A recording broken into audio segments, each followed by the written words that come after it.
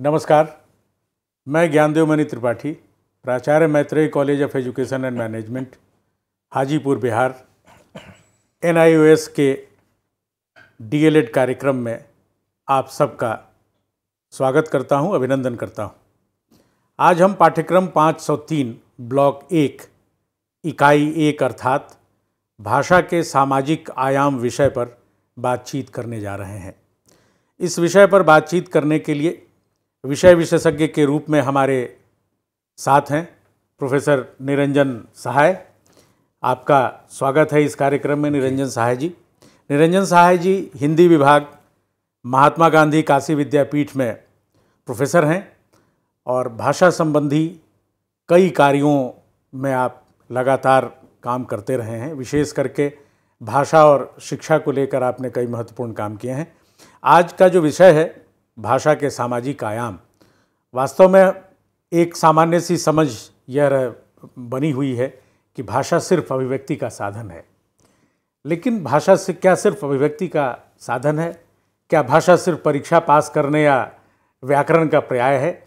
इन विषयों पर चर्चा करने के लिए मैं आग्रह करता हूँ निरंजन सहाय जी से कि वे भाषा के सामाजिक आयाम, भाषा के सामाजिक संदर्भों को हमारे प्रशिक्षुओं के समक्ष प्रस्तुत करें। डॉक्टर निरंजन सहाय जी। धन्यवाद ज्ञानदेव जी। असल में भाषा के बारे में जो हमारी समझ है वह बेहद सीमित है। आमतौर पर हम लोग मानते हैं कि भाषा बातचीत का केवल साधन है, या ऐसा मानते हैं कि शब्दकोश और व्याकरण का योग है भाषा। बिल्कुल। असल में भाषा के बारे में उल्लिखित दोनों समझ का दायरा बेहद सीमित है। इन दोनों परिभाषाओं की सीमा यह है कि इनमें मान लिया जाता है कि भाषा पहले है और मनुष्य बाद में। भाषा की परिभाषा में यह समझने के लिए कि भाषा वास्तव में क्या होती है, हमें इंसान, उसके दिमाग और समाज के बारे में एक साथ सोचना होगा। भाषा एक इंसान की पहचान होती है। इसे और बेहतर ढंग से समझने की कोशिश करें। मशहूर भाषा वैज्ञानिक डेविड क्रिस्टल हैं। वे कहते हैं, आप कौन हैं, आप कहाँ से हैं, आप क्या करते हैं? ऐसे सवालों के उत्तर हमारे बोलने के ढंग में छिपे होते हैं। जैसे ही हम बोलना शुरू करते हैं, सुनने वाले को बिना ज़्यादा सोचे विचारे, बिना चाहे अपने बारे में कई बातों की झलक दे देते हैं। इस प्रकार हमारी भाषा हमारी पहचान का निशान होती है। तो भाषा एक सामाजिक आईना भी है, हम कह सकते हैं जी। क्या ऐसा है कि भाषा सामाजिक आईना है? जी, भाषा अपनी संरचना में उन सब रिश्तों को भी दिखाती है जिसके सहारे एक समाज बना होता है। वास्तव में भाषा और समाज में एक खास रिश्ता है। भाषा वह माध्यम है जो छोटे, बड़े और तथाकथित ऊंच नीच के रिश्तों को सदियों तक बनाए रखती है। भाषा किसी समाज की अनेक उपलब्धियों, संघर्षों और लक्ष्यों को प्रकट करती है। इस अर्थ में वह सामाजिक यात्रा का आईना है। तो भाषा में वर्चस्व और प्रतिरोध का क्या रिश्ता है? क्या कोई रिश्ता है वर्चस्व और प्रतिरोध का भी भाषा के दायरे में? जी ज्ञानदेव जी, भाषा के बारे में जब भी हम बातचीत करते हैं तब हमें यह ध्यान रखना चाहिए कि वह किसी समाज में, किसी देश में मनुष्यों द्वारा बरती जाती है। तो इतिहास के साथ, संघर्ष के साथ, सपनों के साथ उसका रिश्ता होता है। अब समाज में जब बहुत भेद है, असमानताएं हैं और उन असमानताओं को विभिन्न सामाजिक समूह सायास तौर पर या प्रयत्नपूर्वक बनाए भी रखते हैं, तो वर्चस्व होगा तो जाहिर सी बात है वर्चस्व के साथ साथ प्रतिरोध की झलक भी हमें दिखाई पड़ेगी, सुनाई पड़ेगी। तो भाषा में वर्चस्व और प्रतिरोध के स्वर साथ साथ चलते रहे। जी। समाज कोई सजातीय समूह नहीं है, इसलिए भाषा में भी सजातीयता का तत्व सर्वत्र नहीं मिलता।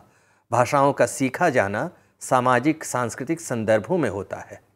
यानी कि समाज में भाषा की जो स्थिति है, जो भाषाई स्थिति है समाज में, जी, उसके संदर्भ में आपकी क्या राय है? समाज में भाषा का प्रयोग जो किया जाता है, आप ध्यान से देखिए कि जब बच्चे या बच्चियां भाषा सीखते हैं या सीखती हैं, तब वे केवल भाषागत प्रवीणता को ही हासिल नहीं करती हैं या करते हैं। उनके द्वारा जाने अनजाने यह भी सीखा जाता है कि समाज में भाषा का प्रयोग कैसे करना है। व्यक्ति, स्थान और विषय के अनुसार भाषा कैसे बदलती है, यह बात बच्चे बहुत जल्दी सीख जाते हैं। बिल्कुल ठीक वे खेल के मैदान में अलग तरह की भाषा का प्रयोग करते हैं। माँ से किसी चीज़ की फरमाइश करते हैं, तब भाषा का अंदाज अलग होता है। घर में ही पिता के साथ उसके बातचीत का अंदाज अलग होता है। स्कूल में वह अलग तरह की भाषा का यानी संदर्भ से जुड़कर भाषा का जो प्रयोग है जी, वो बच्चे सीखने लगते हैं या सीख जाते हैं। जी हाँ। व्यक्ति, हाँ, इसे कह सकते हैं कि व्यक्ति, स्थान और विषय के अनुसार भाषा कैसे बदलती है, यह बात बच्चे बहुत जल्दी सीख जाते हैं। इसी तरह विभिन्न संदर्भों में प्रयुक्त भिन्न भिन्न भाषा रूपों की भी वे समझ बना लेते हैं। एक सार्वभौम व्याकरण के रहते भी बच्चा या बच्ची वही भाषाएं सीखते हैं या सीखती हैं जो उसके परिवेश में बरती जाती हैं। वे आसपास की भाषाओं के माध्यम से अपने समाज के इतिहास, रीति रिवाज और संस्कृति को भी आत्मसात करते हैं या करती हैं। प्रत्येक भाषा में मुहावरे और लोकोक्तियों को हम इसी संदर्भ में देख सकते हैं। आप बिहार के भोजपुरी इलाके से हैं, जैसे भोजपुरी में एक कहावत है, चलनी कहे सूप से तोरा में 77 गो छेद। राजस्थान में मैं कार्यरत रहा हूँ, वहाँ का एक मुहावरा याद आ रहा है, धरती धोरा री धरती रा धनी, इस तरह के प्रयोग किए जाते हैं। यानी विभिन्न क्षेत्रों में जो कहावतें होती हैं, मुहावरे होते हैं, उससे उस भाषा की यात्रा का भी हमें पता चलता है। यानी भाषा का किसी न किसी भूगोल से रिश्ता है। जैसे आपने कहा कि वो अपने परिवेश से जुड़ी होती है जी, तो क्या हम कह सकते हैं कि भाषा का भूगोल से कोई रिश्ता है?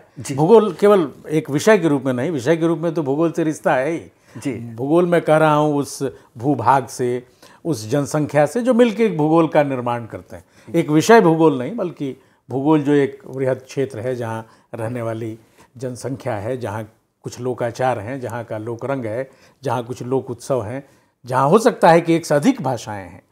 तो क्या आपको लगता है कि भाषा का भी कोई भूगोल होता है या भूगोल के साथ भाषा का कोई रिश्ता है? जी, भाषाएं, खान पान, सांस्कृतिक विविधताएं या विशेषताएं, इन सब चीज़ों पर भूगोल का असर पड़ता है। जी जी, परिवेश का असर पड़ता है। भाषा और भूगोल के रिश्ते को हम इसी संदर्भ में देख सकते हैं। उदाहरण के रूप में हम राजस्थान की मरुभूमि में पानी के विभिन्न नामों के संदर्भ देख सकते हैं। वहाँ पानी की कमी है, लिहाजा पानी को लेकर बहुत संवेदनशीलता है। तो वहाँ पानी के विभिन्न संदर्भ, जैसे देखिए वहाँ एक शब्द है पालर पानी। पालर पानी उसे कहते हैं जो बरसात के दौरान इकट्ठा किया हुआ पानी है, हुआ पानी है, जैसे नदी में, तालाब में बरसात का जो पानी इकट्ठा होता है। पाताल पानी एक शब्द है जिसका मतलब होता है कुएं का पानी। एक शब्द है रेजाणी पानी, यानी धरती से नीचे पर गहरा पानी। माफ कीजिए, रेजाड़ी पानी जो है उसका मतलब है धरती से नीचे पर गहरा नहीं, वो ऊपर ही ऊपर पानी होता है। जी। उसी तरह यदि बर्फीले क्षेत्रों में चले जाइए, पश्चिम के देश इसके उदाहरण हैं, तो वहाँ चूंकि ठंडक ज़्यादा है इसलिए बर्फ़ से जुड़े हुए अनुभव ज़्यादा हैं, इसलिए बर्फ़ को लेकर बहुत सारे शब्द हैं। जैसे भाषाओं में, उन भाषाओं में बर्फ़ से संबंधित नाम हैं ice, slit, Frost, snow, glacier, इस तरह के अनेक शब्द मिल जाते हैं। भौगोलिक विविधता के एक अत्यंत रोचक पहलू पर भी यहाँ एक नज़र डालना मुनासिब होगा। आपने देखा होगा एक ही भाषा हर एक 15-20 किलोमीटर पर कुछ न कुछ बदल जाती है। पुरानी कहावत है, कोस कोस पर भाषा बदले, 4 कोस पर पानी। यह सच है कि यह अंतर वाक्य संरचना के धरातल पर न्यूनतम होता है और ध्वनि संरचना के स्तर पर सबसे अधिक। यह ध्वनि संरचना के आधार पर ही संभव है कि लोग अक्सर बता देते हैं कि आप इस गांव से नहीं, उस गांव से हैं, या आप इस राज्य के नहीं, उस राज्य से हैं। जी। उसी तरह दो भाषाओं के मिश्रित इलाकों में, उन भाषाई इलाकों में अलग अलग एक तीसरी भाषा की मौजूदगी भी पाई जाती है। उदाहरण के लिए देखिए, हैदराबाद जो है वो इलाका तेलुगु का है और वहाँ चूंकि हिंदी भाषा भाषी लोग मध्यकाल में गए थे, तो वहाँ तेलुगु और हिंदी मिलकर एक विशेष तरह की हिंदी बनती है, दिखाई पड़ती है। तो ये होता है कि दो भाषाओं के मिश्रण से एक नई भाषा का जन्म भी होता है। विविध संदर्भ होते हैं जिनसे भाषा के बहुविध प्रयोग के बारे में हमें जानकारी मिलती है। संदर्भों के मुताबिक एक ही भाषा के बहुविध प्रयोग किए जाते हैं। यह भाषाई दक्षता हासिल करने के आरंभिक दौर में ही शुरू हो गया था। उदाहरण के लिए खाने पीने के संदर्भ में बच्चे बच्चियों की बातचीत, स्कूल जाते समय बातचीत, खेल के मैदान में बातचीत, कंप्यूटर, गायन, नृत्य आदि सीखते समय की बातचीत।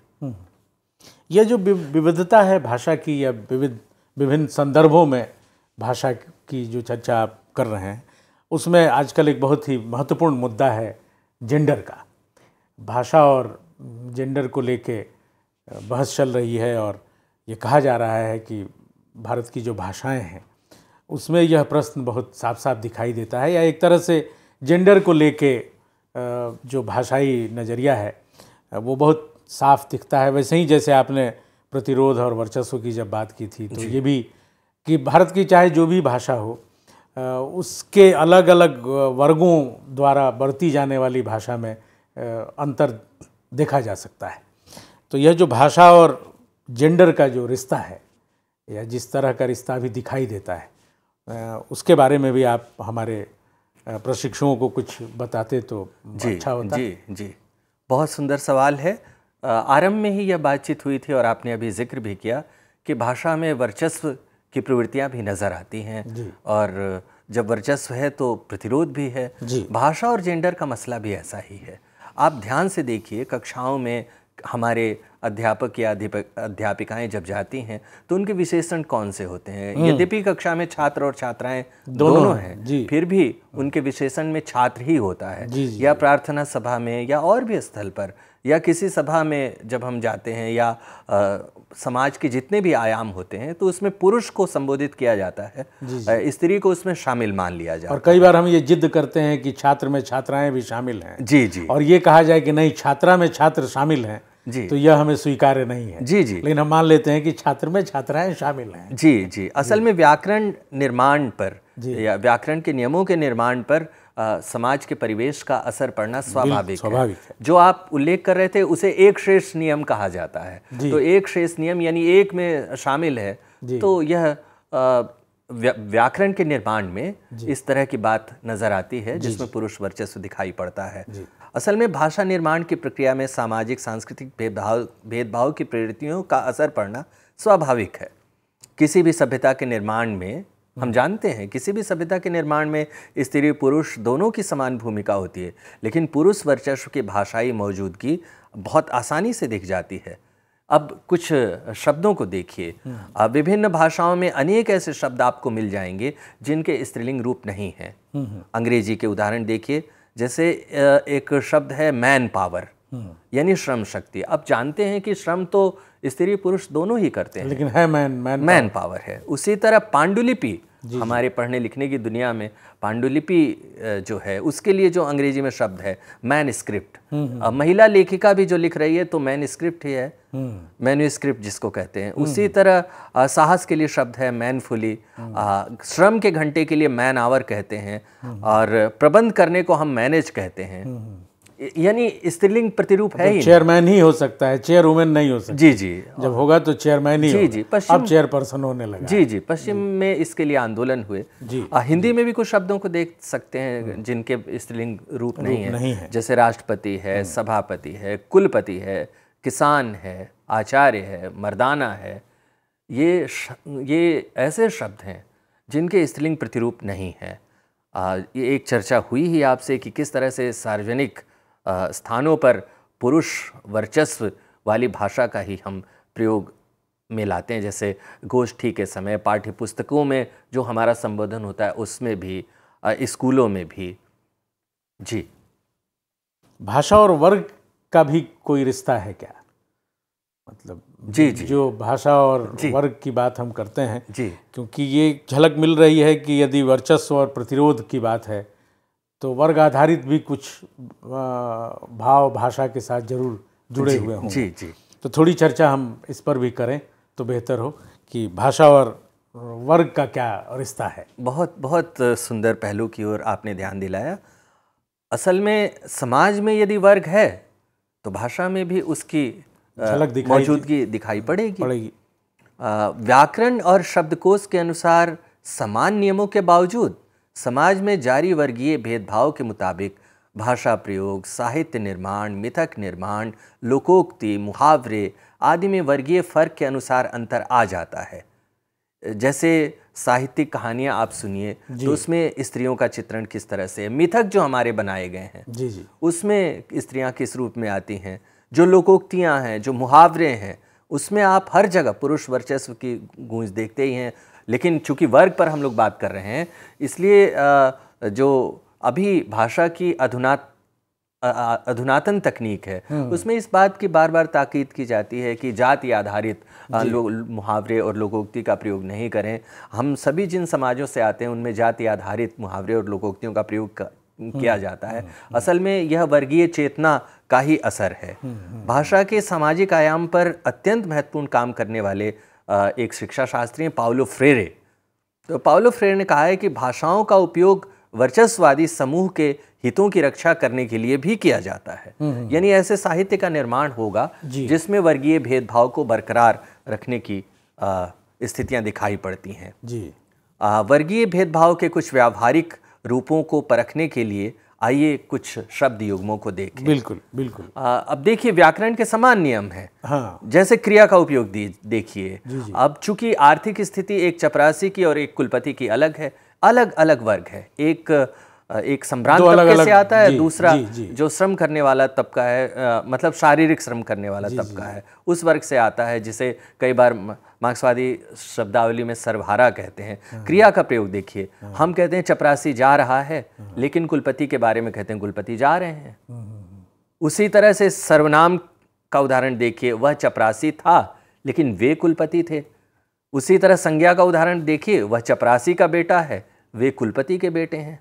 क्रिया विशेषण का उदाहरण देखिए, चपरासी दौड़ता जा रहा है, कुलपति दौड़ते जा रहे हैं। वर्गीय अंतर को व्याकरणिक नियमों के द्वारा वैधता दी जाती है। जैसे ऊपर के नियमों में एक वचन और बहुवचन के संदर्भ हैं। ऐसा कहा जाता है कि अब इस पर व्याकरण मौन है कि क्यों कुलपति के बेटे हैं और चपरासी का बेटा है। वो समान नियम की बातचीत करते हैं लेकिन वर्गीय जो भेदभाव है उसकी मौजूदगी हमको नज़र आती है। इस तरह से भाषा हमारी सामाजिक जो यात्रा होती है उसका आईना है। इसे हम लोगों ने कई रूपों में समझने की कोशिश की। जैसे बच्चे जो भाषा का प्रयोग करते हैं वे किन विविध रूपों में करते हैं और किस तरह से वो बहुत आराम से सीख जाते हैं कि किस तरह की भाषा का प्रयोग कहाँ करना है। हम लोगों ने यह भी देखा कि जो लिंग का मसला है, जिसे जेंडर का मसला कहते हैं, कि किस तरह से भाषा में जेंडर का भेदभाव व्याप्त है। हमारे मुहावरे में, लोकोक्तियों में यह भेदभाव व्याप्त है। उसी तरह जो हमारे वर्गीय संदर्भ हैं उसमें भी इस तरह के भेदभाव व्याप्त हैं। तब यह बात खूब अच्छी तरह से हम समझ पाते हैं कि यह जो भाषा का पक्ष है उसके भी अध्ययन होने चाहिए।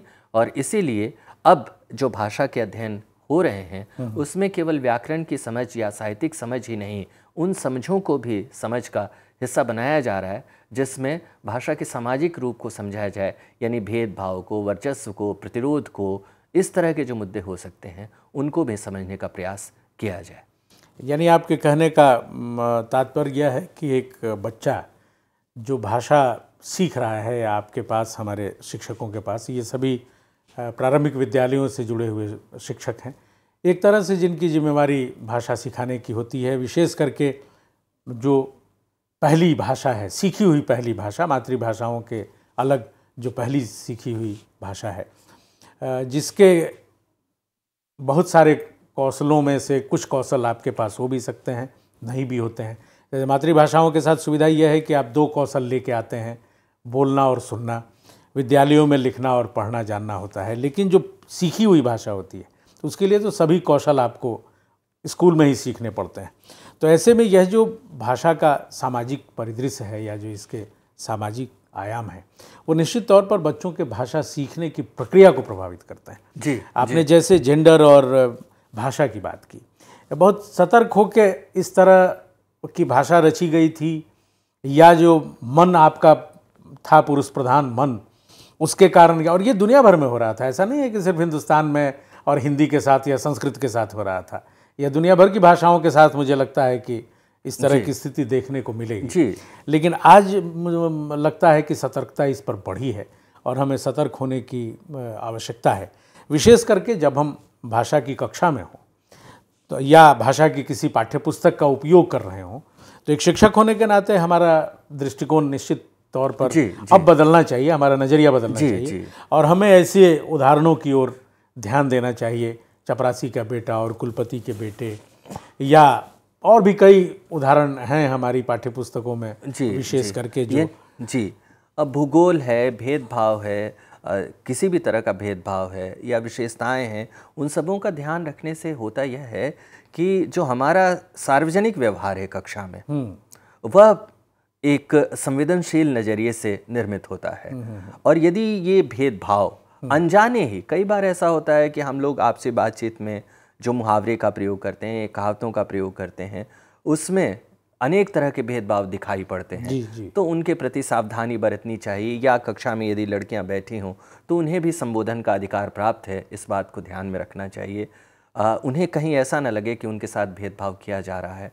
तो सभी तरह के भेदभाव जो भाषा के माध्यम से प्रकट होते हैं, उन्हें अधिगम के दरमियान खूब अच्छी तरह से बिल्कुल मतलब यह जो चर्चा हम लोगों की है, यह मुख्य रूप से इसलिए है कि जो हमारे शिक्षक हैं, शिक्षिकाएं हैं जी, वो भाषा की कक्षा में जाने अनजाने, हाँ, जिस तरह का यदि मान लीजिए इस तरह का कुछ उपयोग करते रहे हैं, तो आवश्यकता यह है कि वे जानें और समझें कि भाषा की कक्षा में किस तरह की मतलब अब ज़रूरत है सावधानी बरतने की जी, या किन मुद्दों के प्रति संवेदनशील रहने की जी। और यह जो स्थानीय भाषाएं हैं उनके प्रति भी होता है जी। क्योंकि आप कई बार देखेंगे, और मेरा अपनी भाषा में मेरा ये अनुभव भी है कि हम संबोधनों से यह पता लगा सकते हैं कि यह गांव के किस टोले की, दक्षिण टोले की, उत्तर टोले की, पूरब या पश्चिम किस टोले की भाषा है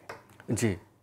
इन भाषाओं में भी यह भेद बहुत साफ साफ दिखाई देता है जो हमारी स्थानीय भाषाएं हैं जिनको हम बरतते हैं, और उनका प्रभाव सीखी हुई भाषा पर रहता है जी। हम चाहे जितना भी मना करें, जितनी भी कोशिश कर लें, लेकिन आप उस भाषा से जिसे आपने परिवेश से पकड़ा है उससे आप मुक्त नहीं हो सकते। जी। वर्चस्व की एक और गूंज हमें दिखाई पड़ती है कि जब हम इस बात की ज़िद पकड़ लेते हैं कि बच्चे या बच्ची जिस भाषा में अपनी स्मृतियों का विकास किया है या उनके अनुभव जो हैं जिस भाषा में, वह स्कूल की चारदीवारी के भीतर किस रूप में देखी जाए।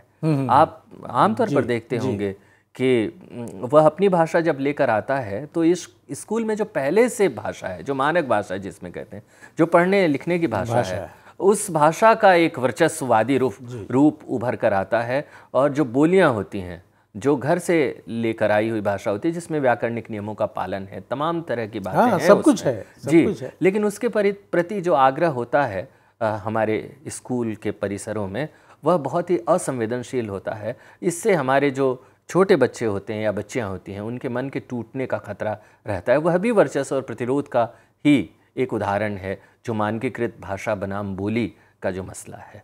जी। अच्छा, भाषा और बोली का भी मसला तो चलता ही रहा है जी। इसे भी भाषा के सामाजिक आयाम के माध्यम से समझने की कोशिश करनी चाहिए। बिल्कुल बिल्कुल। तो आज हमने विस्तार से आपके साथ चर्चा की भाषा के सामाजिक आयामों पर, यह जानने की कोशिश की कि भाषा महज बातचीत का साधन भर नहीं है और न ही भाषा शब्दकोश और व्याकरण का योग है, बल्कि भाषा एक सामाजिक आईना है।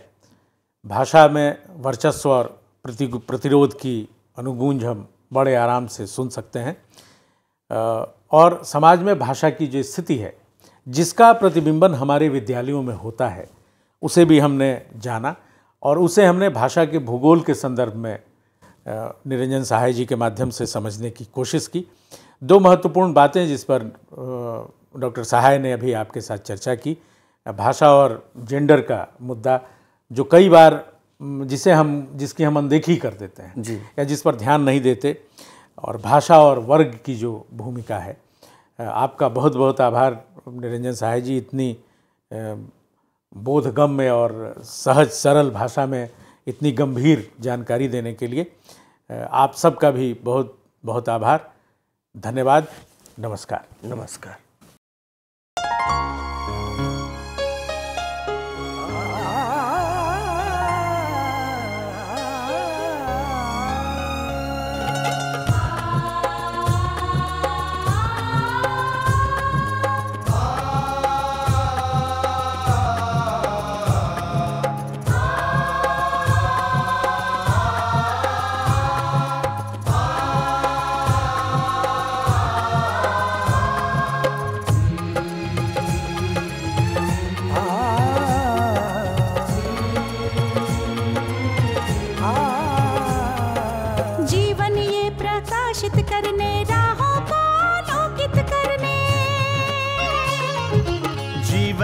प्रकाशित करने, राहों को आलोकित करने, हम अपना दीपक स्वयं बने, हम अपना रास्ता स्वयं चुने।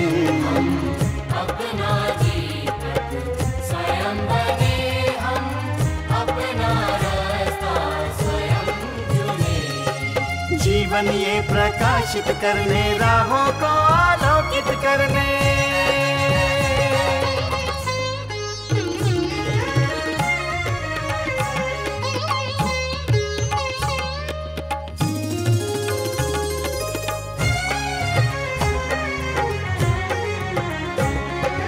धन साधन समय की सीमा से विद्यालय जो मुक्त हो, धन साधन समय की सीमा से विद्यालय जो मुक्त हो। कभी पढ़े हम कहीं पढ़े, वे विषय की लोच से युक्त हो। कभी पढ़े हम कहीं पढ़े, वे विषय की लोच से युक्त हो। मित्रों हम उठे और जागे, मंजिल आने की ध्वनि सुने। हम अपना दीपक स्वयं बने, हम अपना रास्ता स्वयं चुने। जीवन ये प्रकाशित करने, राहों को आलोकित करने।